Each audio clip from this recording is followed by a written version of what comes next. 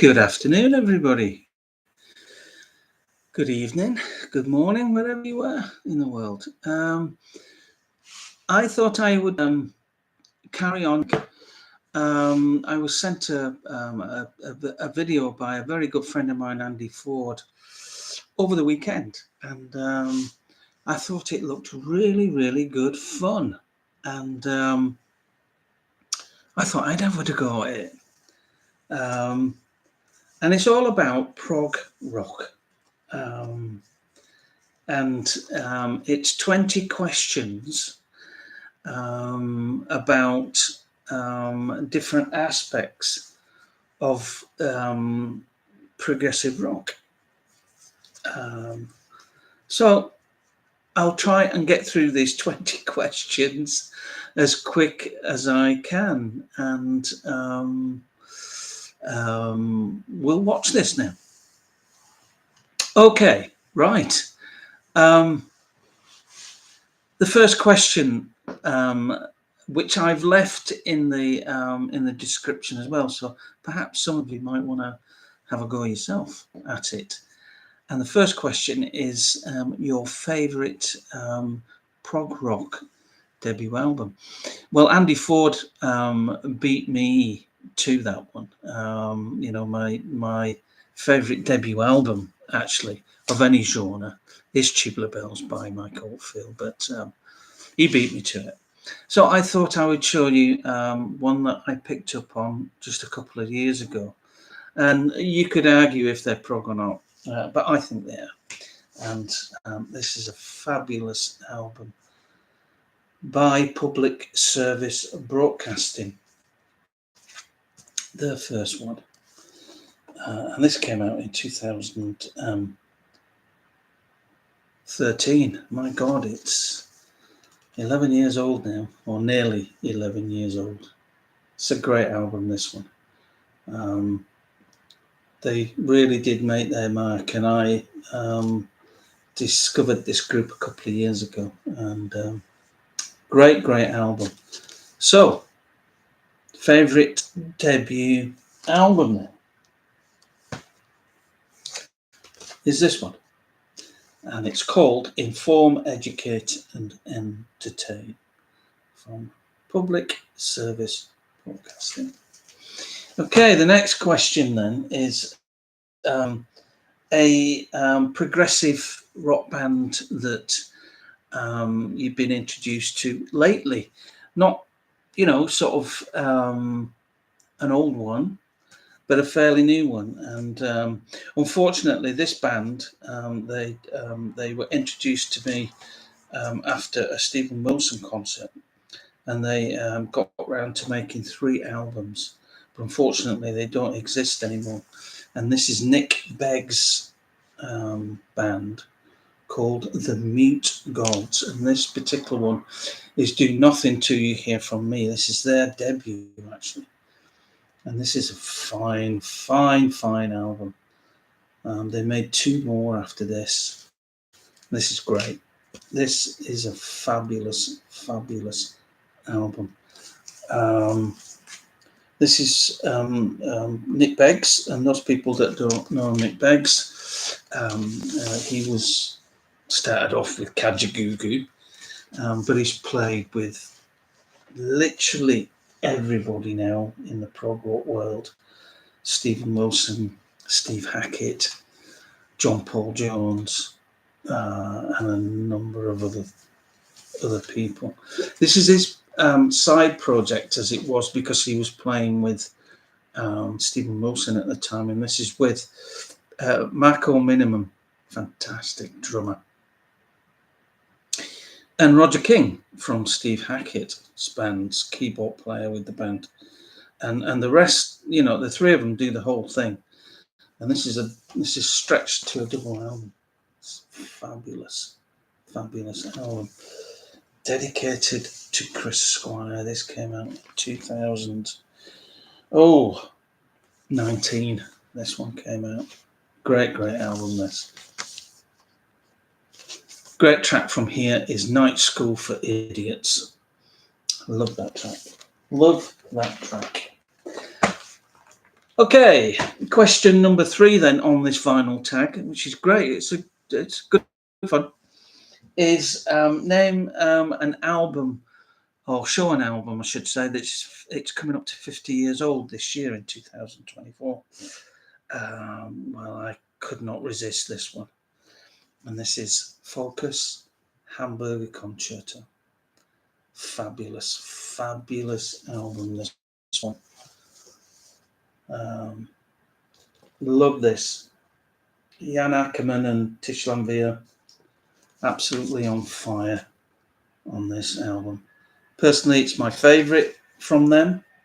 One of my favourite prog rock albums, I have to say.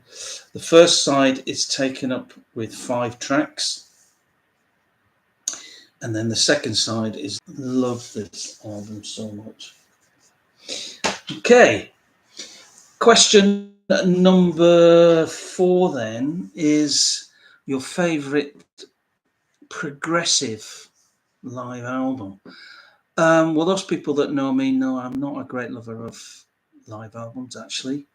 So I had to think about this one, and I thought, right, and it was recorded on one night as well, so that makes it even more special. And this is Kate Bush, her For the Dawn album, and this is 4 albums of one of her shows. This is just something else. I'll just show you. Yeah, okay, I'll show you the albums themselves. They are beautiful, absolutely gorgeous. That's Act 1 there, beautiful. Act 2, there we go. This is the one with my favourite on here, the 7th Wave. This is the highlight, really. Act 3 then is broken down into 2 bits, and it's the Aerial album. Oh, these covers are absolutely spectacular.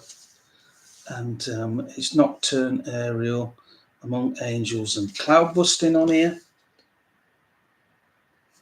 And then the final part of Act is Act 3, Part 2, and this is the sort of end of the Aerial thing. So it's Architect's Dream, Painter's Link, Aerial, Tal, somewhere in between, and Tony Min. Beautiful. And then you get this book. I love that photograph of her. And that's just basically the front cover in the book, and it's a beautiful thing. You know, beautiful. It's a great thing, and she is progressive rock, basically. You know, there's some beautiful artwork here. So, like I said, I'm not a real big fan of live albums, but I thought I'd choose this one. There's lots out there. It's a beautiful thing. Okay, let me just put this to one side then. The next question is a non-UK progressive rock band. And I've gone with, I could have chosen quite a multitude of others, but I thought I'd go with Grobschnitt, and this is one of their albums. This is Rock Pommel's band.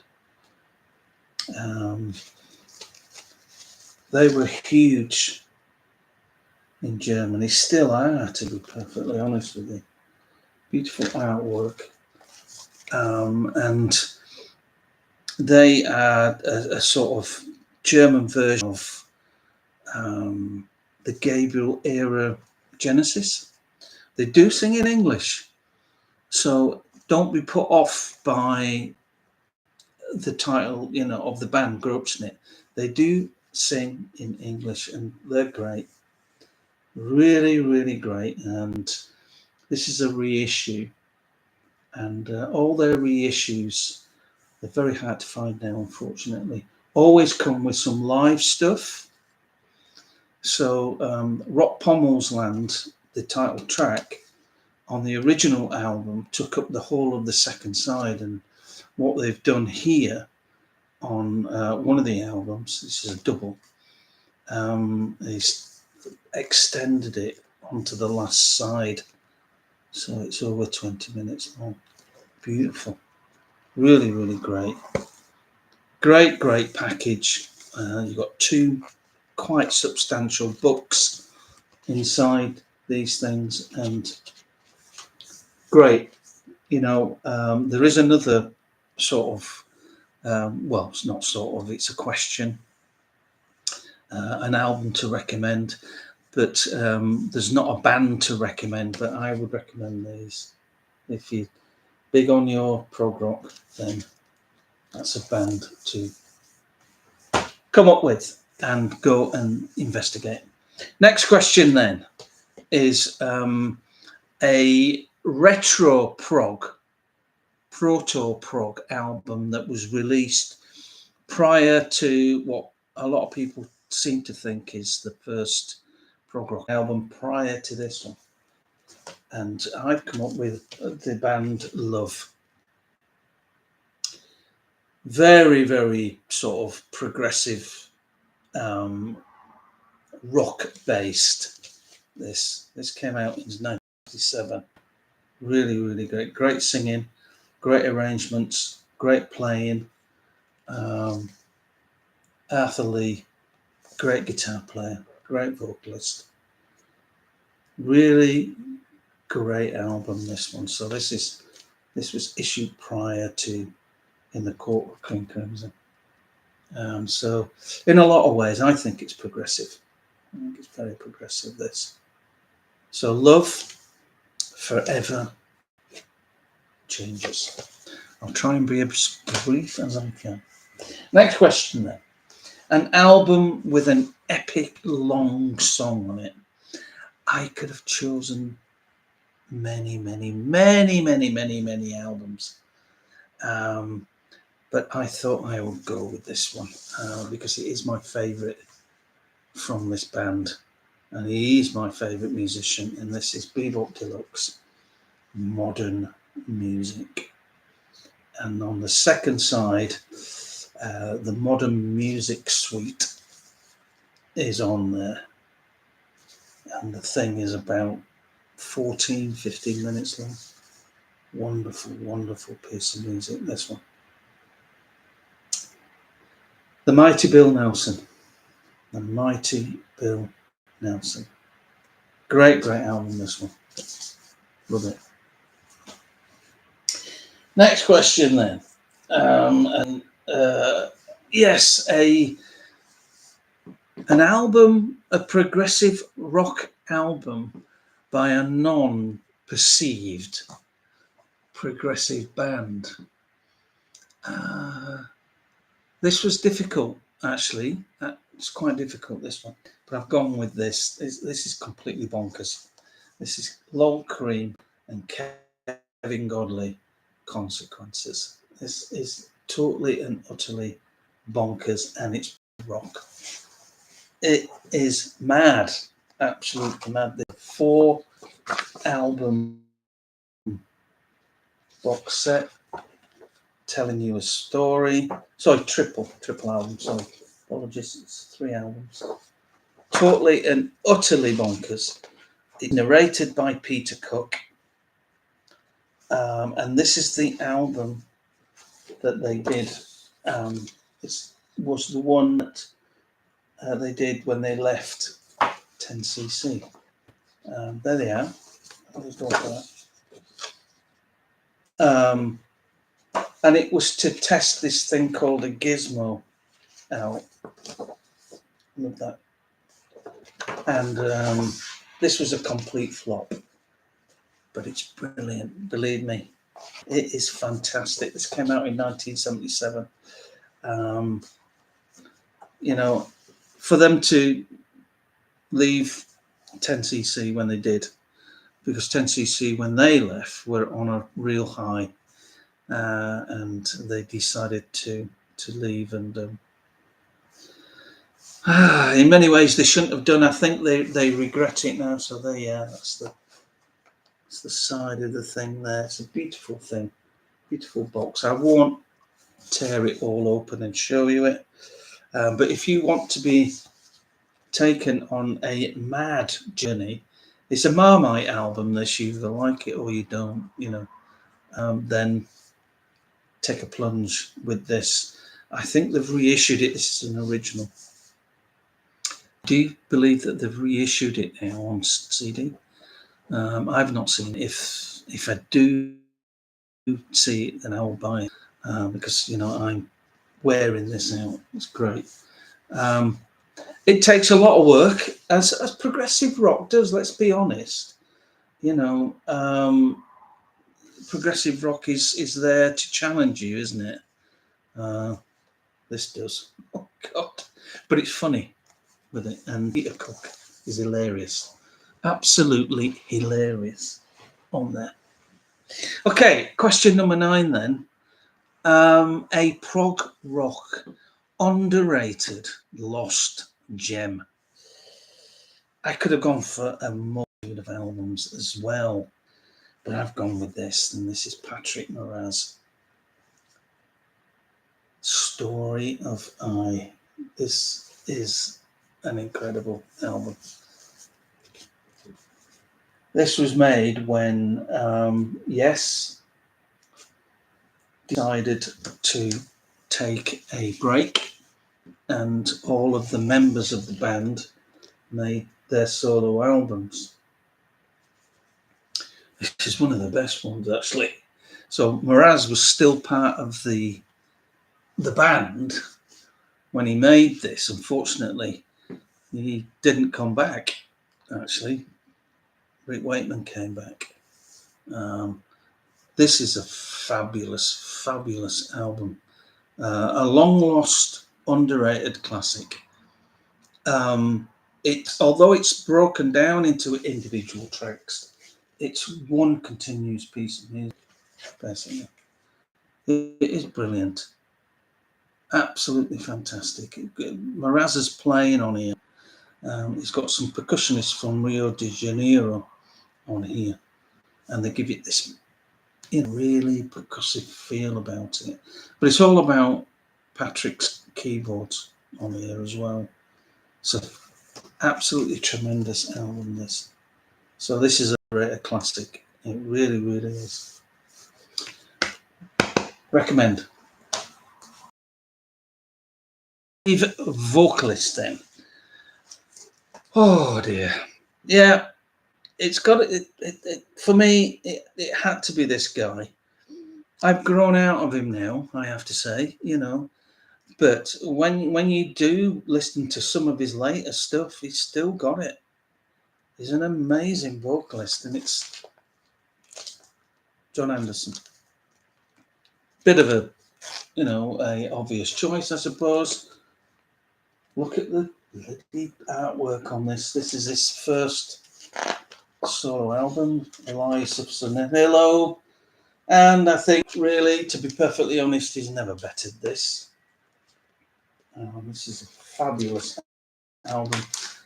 Like the Story of I, it was recorded when they took a break. So all of them in the band made their solo albums. This was the last one to come, of course, him being the vocalist. But his vocals on here are just absolutely incredible. Actually, the album's incredible. So yeah, from a progressive rock perspective, he's my favourite progressive rock singer. I don't think there's another singer really that's that's like him, to be perfectly honest. You know, there are others, you know, Peter Gabriel, Greg Lake, and many, many others, you know. But I think the attractive thing about Anderson is that he has kept his voice.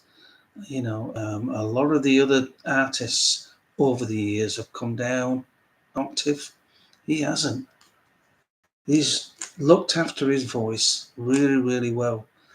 I think he sort of, I think he's in the same league as Robert Plant. Robert Plant, when you listen to Robert Plant, he's lost nothing of his power and his depth and range in his voice. Well, Anderson's the same.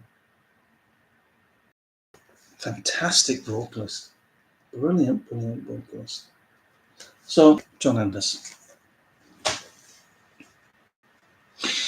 Next question then is an album that you're going to show. Is it prog? Is it art rock? Well, mine is. I mean, this is, you know, probably, certainly, in the last 20, 25 years, I think. This is one of the most successful albums ever released. And people can't pigeonhole it, to be perfectly honest. Well, I can. Progressive rock, and it's Radiohead. OK Computer. This is the reissue from 2017. So they've spread it out to a triple album, and it is fabulous. The stuff that they've included on here that wasn't on the original album is just magnificent. It's absolutely fabulous.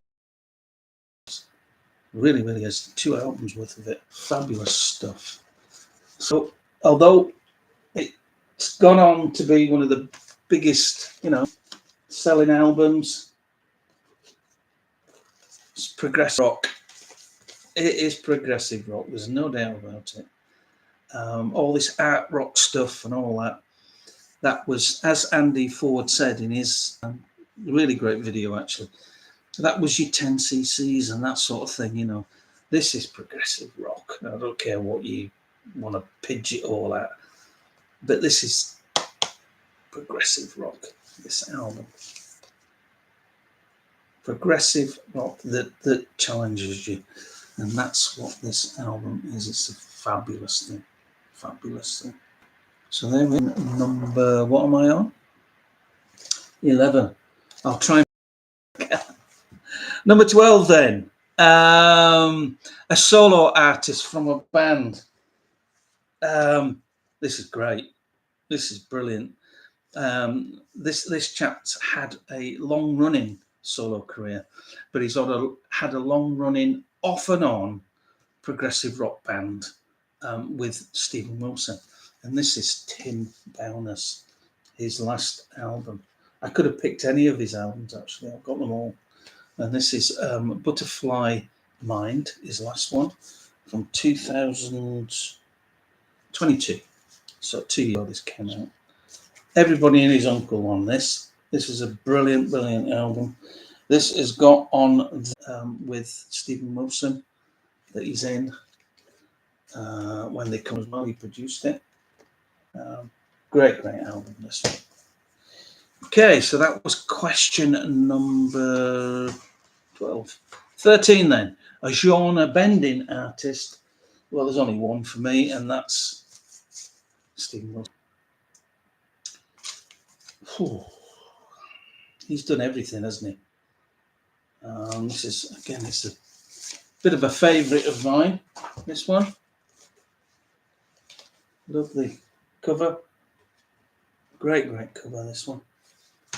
But the man is a bit of a genius, to be perfectly honest, and he's not afraid to challenge his audience, which is what I like, with branching into different directions, you know. And in a lot of ways, you don't know what you're going to expect with Stephen Wilson. This one.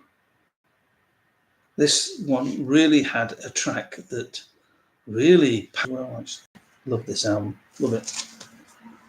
Okay, next is an 80s prog album.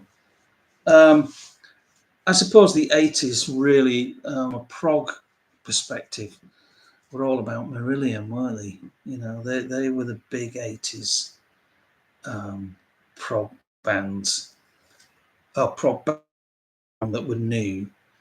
But there were others, you know, I mean, that were, you know, sort of well known and well into the careers, you know. And this is a great album. This is It Bites. This is their first album, and it's The Big Lad in the Windmill. Great album. This one. This has got their big hit on it, and it's Calling All the Heroes. However, there's a track on here. It's a second to last track. It's called You'll Never Go to Heaven. Check that out, guys. Absolutely fabulous. Fabulous. So It Bites then.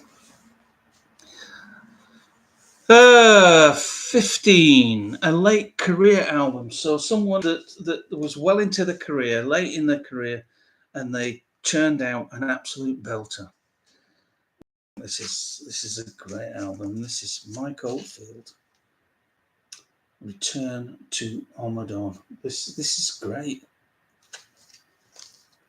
You know, this is his last studio album, and it's brilliant. And it's him returning to what he does best.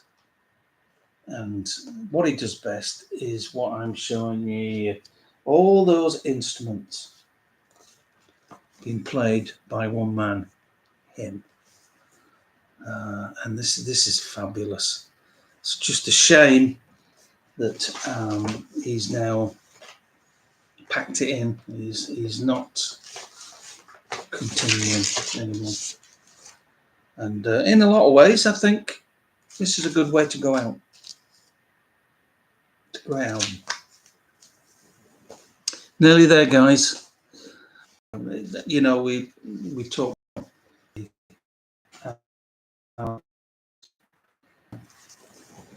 So I missed the man.